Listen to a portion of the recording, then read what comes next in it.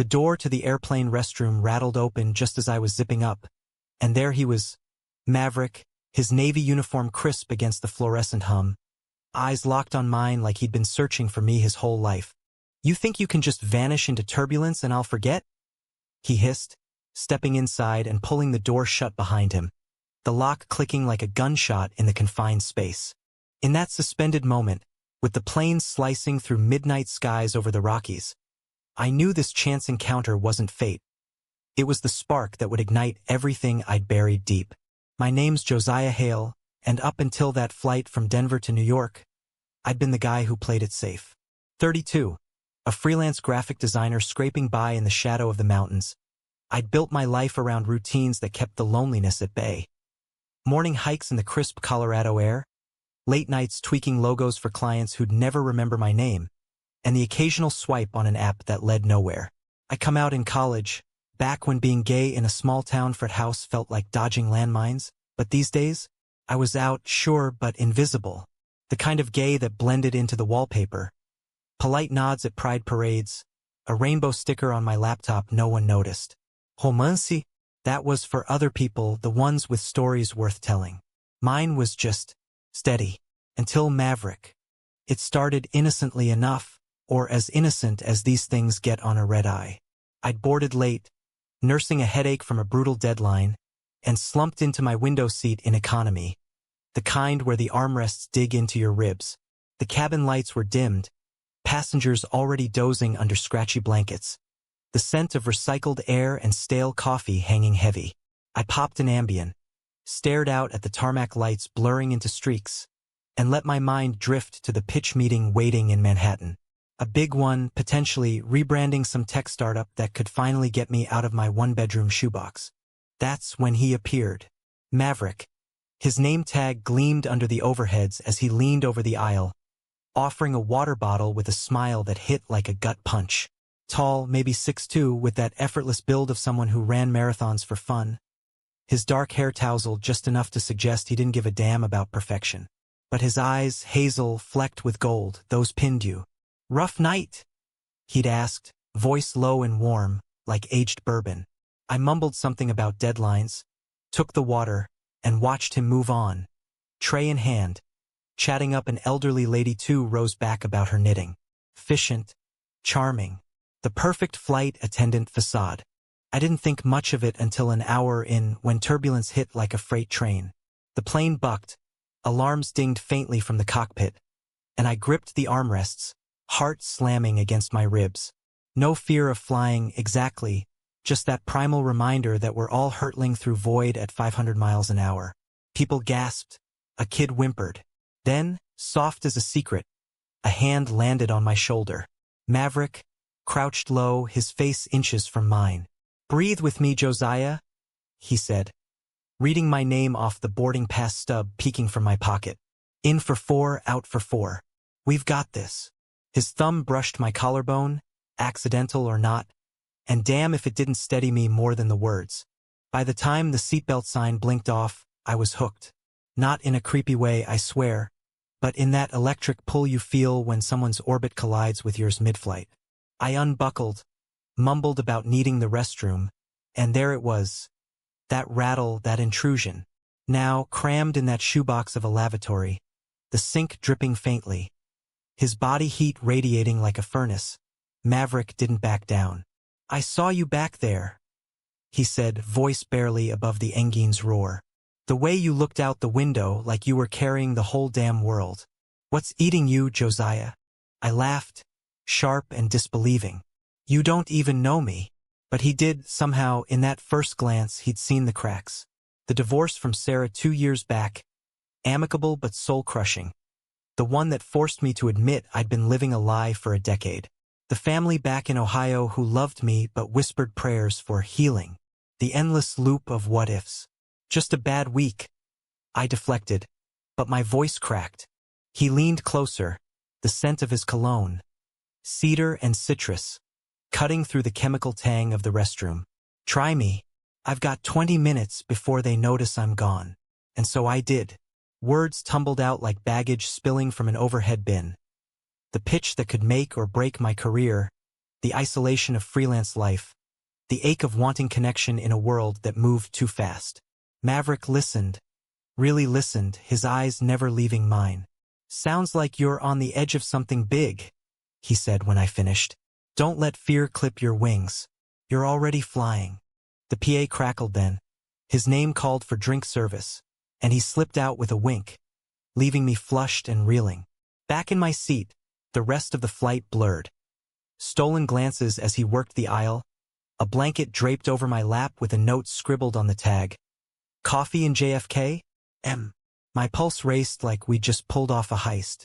Who was this guy? Maverick Kane, I learned later from a quick Google on landing, 28, out of Atlanta, with a resume that screamed ambition.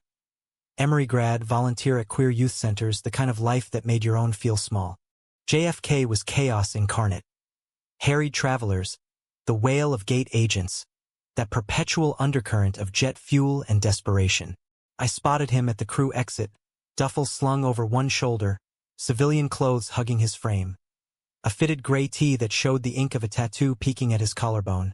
Jeans worn soft at the knees. "You came," he grinned, like it was a given. "Wouldn't miss it."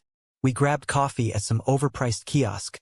Black for him, latte for me, and talked like we'd known each other forever. He was from Savannah originally, raised by a single mom who waitress doubles, the heat of Georgia summers forging his grit. Flight attendant gig was temporary, he said, saving for law school, specializing in civil rights.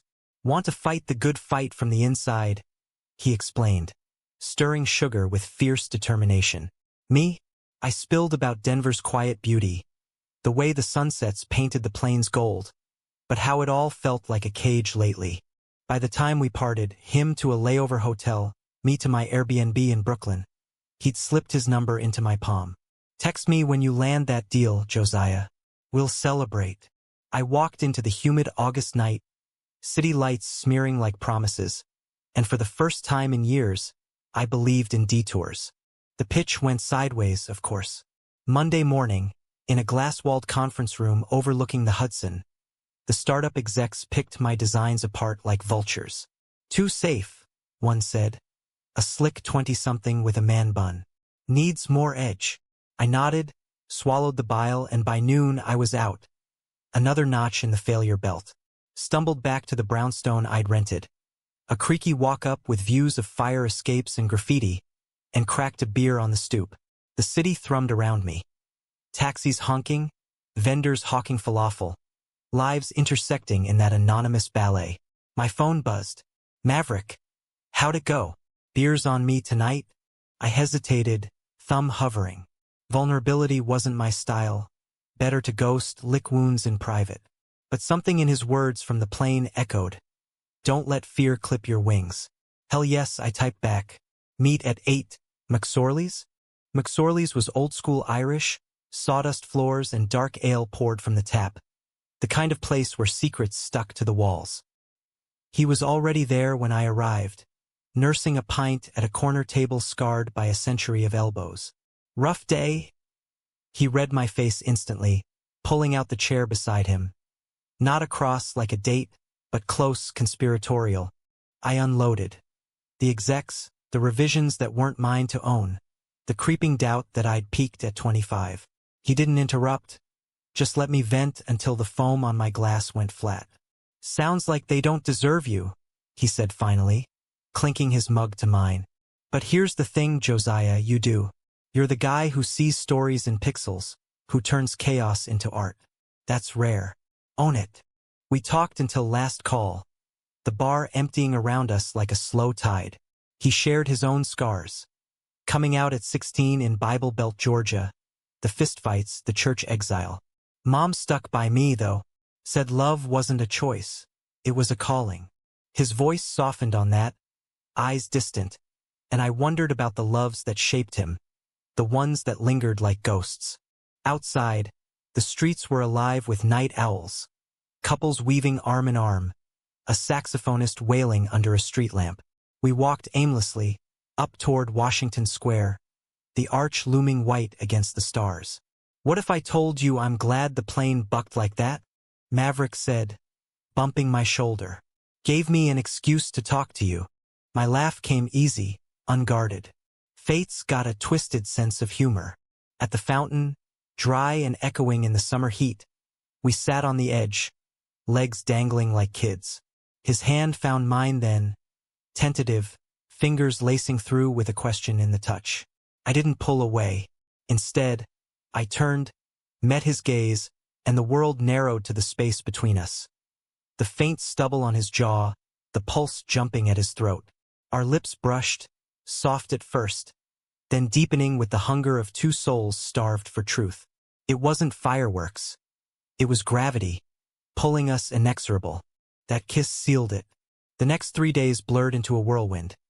Stolen mornings in my Airbnb, him slipping away from layovers to meet me at hole-in-the-wall delis for pastrami on rye, afternoons wandering the Met where he geeked out over Warhol's queer icons, evenings on the High Line watching the sun dip behind Jersey. Maverick was a force.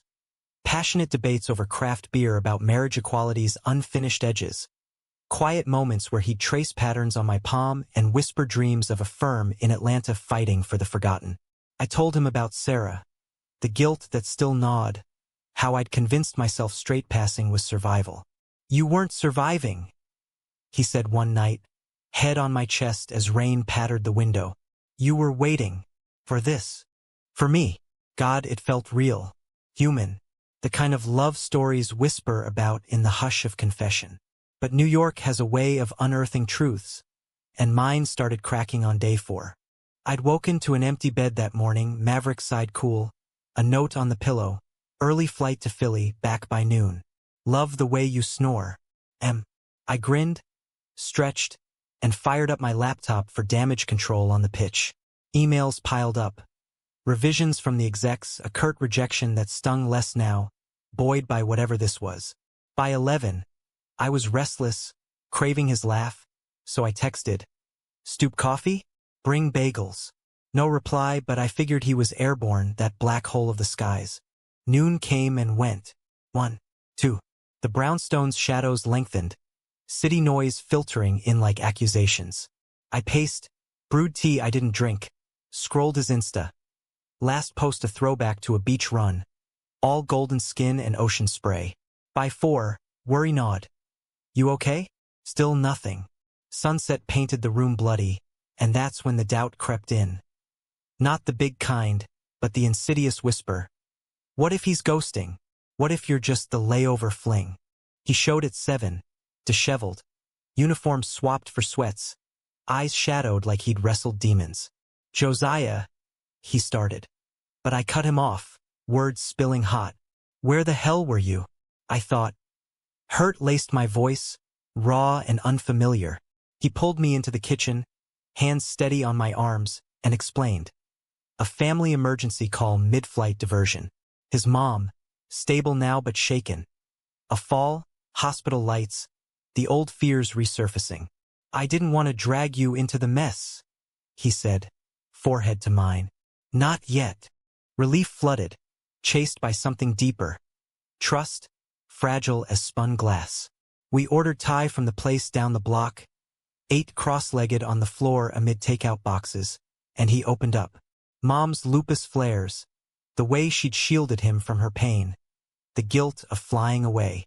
"You're the first person I've told about the engagement ring," he admitted, voice thick. "Wait, what?" My fork froze. "Ring." He winced, backtracking. "Not like that. Elena was my fiancée back in college. We broke it off when I came out. Clean, but it haunts me. The what-ifs." His eyes searched mine, pleading. "You're different, Josiah. Real." I nodded, swallowed the pang. Jealousy? No, understanding.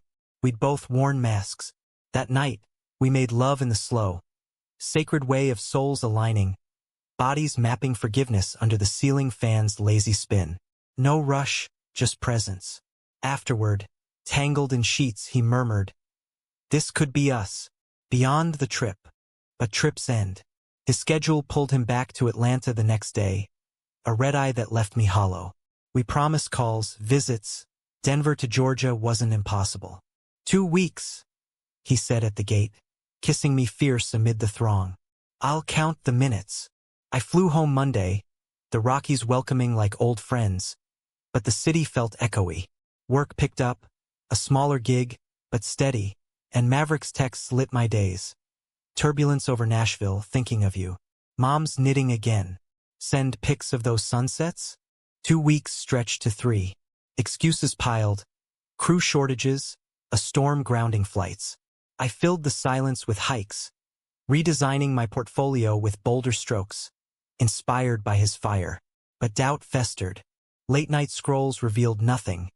No X's, no red flags, just a life in motion. Still, when he finally booked a weekend in Denver, I was electric, prepping the apartment like a crime scene. Fresh sheets, craft brews, a playlist of Springsteen ballads. He arrived Friday dusk, wind whipped from the shuttle, and enveloped me in the airport crush. Missed this, he breathed, nuzzling my neck. We drove up Flagstaff, windows down, aspens whispering gold, and checked into a cabin I'd splurged on. Log walls, stone fireplace, the kind of place that screamed escape. Dinner was simple. Grilled trout from the stream, stories swapped over firelight. He talked law school apps, submitted now, acceptance pending. I confessed the new client, how his belief had nudged me forward. We're building something, he said, toasting with whiskey. Brick by brick. Saturday dawned crisp, mist clinging to the peaks. We hiked the Mesa Trail, hands linked on the switchbacks, sweat mingling with laughter. At the summit, breathless, he dropped to one knee. Not proposal but play, pulling a wildflower from his pack.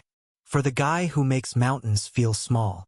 My heart swelled, chest tight with a love I hadn't named yet. That afternoon, in the cabin's clawfoot tub, bubbles foaming, we soaked in quiet intimacy, his fingers tracing my scars, invisible ones, etched by years of hiding. But evening brought the fracture. My phone buzzed mid-dinner, Sarah, of all people, checking in post a mutual friend's wedding. Heard you're seeing someone, her text read. Happy for you, Jojo. I showed Maverick, grinning. Old ghosts. His face shuddered, fork pausing. Yeah, about that. The words hung, heavy as storm clouds rolling in. He set down his wine, eyes on the table. There's something I need to tell you. From before. Elena wasn't just an ex, she was current, in a way. Not romantic, but tethered. They'd reconnected last year, post her divorce, as friends. Co-parents, he clarified, voice steady but strained. She got pregnant right before the breakup. Our son, Theo, he's 5 now. I see him weekends, holidays. It's complicated. The trout turned to ash in my mouth. Not betrayal exactly, omitted truth a chasm. Why now? I managed, heat rising. After New York? The promises. He reached for my hand. I pulled back. I was scared you'd bolt. You're the first guy who's made me want more than custody battles and checklists. But Theo, he's my world. I couldn't risk losing that. We argued through the night, voices echoing off pine beams. Me, raw with the sting of half-truths. Him, defensive, tears carving tracks down his cheeks. This isn't about choosing, he pleaded. It's about all of us. Dawn broke gray, rain lashing the windows, and I drove him to the airport in silence, the Rockies mocking our wreckage. Call me when you're ready, I said at departures, voice breaking. He nodded, bags slung heavy, and vanished into the scrum. Weeks blurred into a numb routine. I threw myself into work, the portfolio earning nods, but sleep evaded, haunted by his scent on my pillow. Texts went unanswered. His sporadic apologies swallowed in the void. Denver's chill deepened, leaves carpeting paths in crimson regret. I confided in no one, too fresh, too exposing. Pride swelled the city, rainbow flags snapping in wind, and I wandered the parade alone, the joy a bitter echo. Then the call.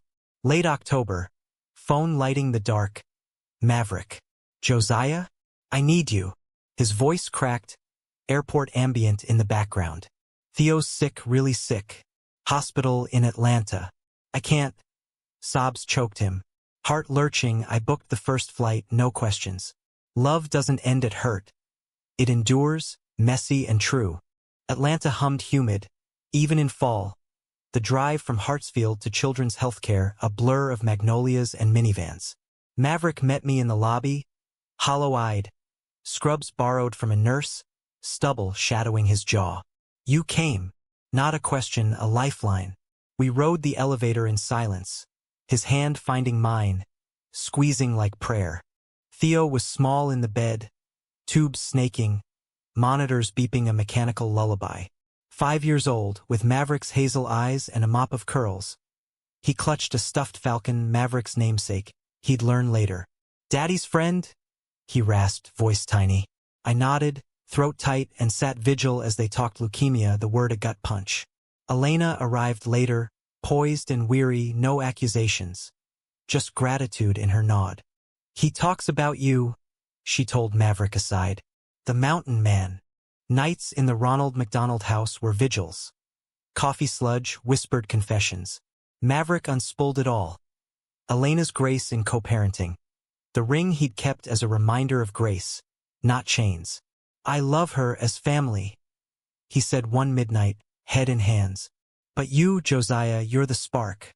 The future. I listened, anger thawing into empathy. Betrayal wasn't malice. It was fear, human as the boy fighting upstream. Theo rallied slow, chemo's grip loosening by week's end. We celebrated with Jell-O in the room, his laugh a victory bell. Elena pulled me aside then, in the cafeteria haze. He was going to tell you sooner. Life got in the way. No blame, just truth. I nodded, the knot in my chest easing. Discharge day, autumn sun gilding the parking lot. Theo hugged my legs fierce. Come back, Joshy? Count on it, kiddo. Maverick walked me to my rental, Elena trailing with the car seat. Stay? He asked, voice raw. Build with me. All of us. I searched his face, the lines etched deeper, but eyes alight with that same gold-flecked hope. New York had been the hook. This was the anchor. Yeah, I said, pulling him close. Let's. Back in Denver, the reinvention began tentative, like spring thaw after brutal winter. Maverick shuttled weekends, trading layovers for custody swaps. His law school deferral bought with savings and Elena's support. She became an unlikely ally. Texts about Theo's milestones, invites to virtual story hours that bridged the miles. Family's what we make, she'd say, her voice steady over FaceTime glitches. No romance lingered there, just the quiet nobility of shared history. Our first joint holiday was Thanksgiving, a chaotic mash in Atlanta. My mom's pecan pie shipped from Ohio, Elena's greens simmered slow, Maverick's mom regaling us with Savannah tales over turkey dry as regret. Theo, bald from chemo but beaming, crowned me Uncle Joe with a paper pilgrim hat. And in that din of clinking forks and laughter, I glimpsed it. A mosaic, not perfect, but whole.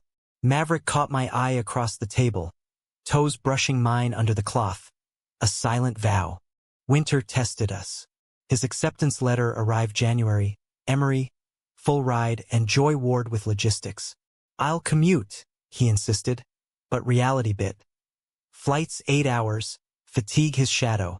I flew down more, cabin fever in my apartment yielding to guest room crashes. Theo's Falcon sketches papering my fridge. One blizzard-struck night, holed up in their modest rancher, he broke. What if I'm asking too much? You deserve. Stop. I cupped his face, thumbs tracing jaw. This is us. Messy, miles apart, but ours. We made plans then.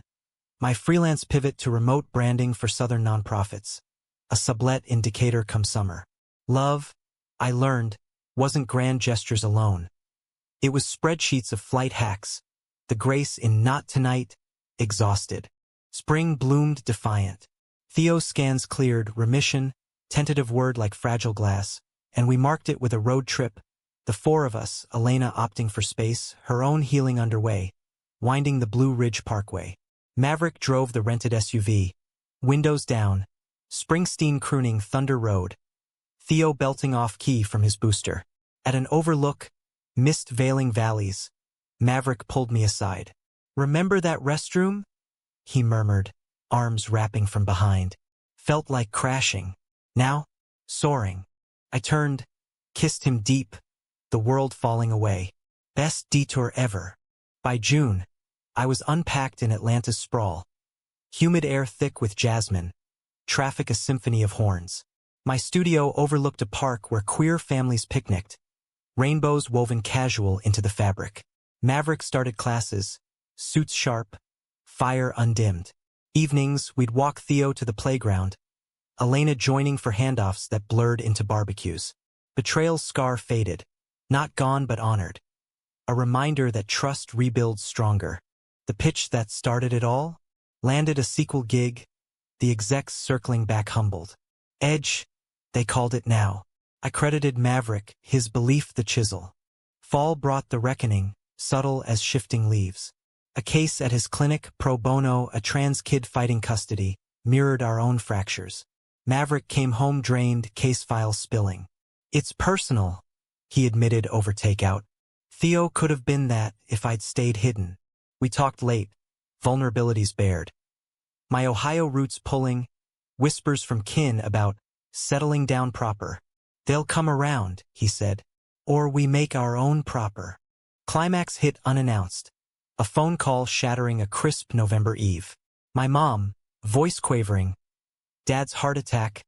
ICU in Cincinnati. Come home, son. We need you. Maverick drove me to the airport, Theo waving sleepy from the porch. Go heal, he urged, kiss lingering. We're solid. The drive from CVG to the hospital was a ghost road, cornfield skeletal under sodium lights. Dad lay pale, tubes hissing, Mom's hand frail in mine. Josiah, she whispered, eyes red-rimmed. Tell me about him, the one who makes you smile. Truth spilled then, not the sanitized version but raw. Maverick, Theo, the family we'd forged. She nodded, tears tracing. Love like that's worth fighting for. Like us. Dad rallied slow, conversations turning tender. Proud of you, kid? He rasped one dawn, grip weak but sure. All of it. No sermons, just acceptance, hard one. Back in Atlanta, snow dusting the dogwoods. A rarity. Maverick waited, Theo's drawing clutched. Stick figures under a lopsided rainbow. Uncle Joe's home, the boy yelled, launching into arms. Elena brought pie, her own news. Engaged to a teacher, life unfolding. We toasted in the kitchen, steam fogging windows, laughter chasing shadows. That night, rooftop of our building, rented together now, views of the skyline twinkling. Maverick and I stood rain-kissed, city pulse below. Remember New York? He asked, echoing our summit. The rain, the fight? I pulled him close, heart full. Let us hear. Our kiss was promise, rain mingling tears, joy's quiet counterpart. No perfection, just humanity. Flawed love's weaving resilience. Theo's remission held. Maverick graduated top tier, clerking for a judge championing equality. I built a firm, designs pulsing with stories untold. Family grew, visits to Ohio, Savannah summers, Elena's wedding where I walked her down, Theo ringbearer in tiny bow tie. Years on, that flight's echo lingers. A rattle, a whisper, a door cracked to light. Maverick surprises me still.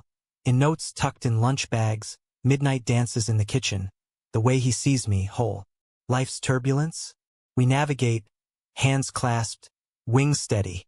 And in the hush of ordinary miracles, a boy's laugh, a lover's gaze. I know, the most memorable trips aren't destinations. They're the souls we carry home.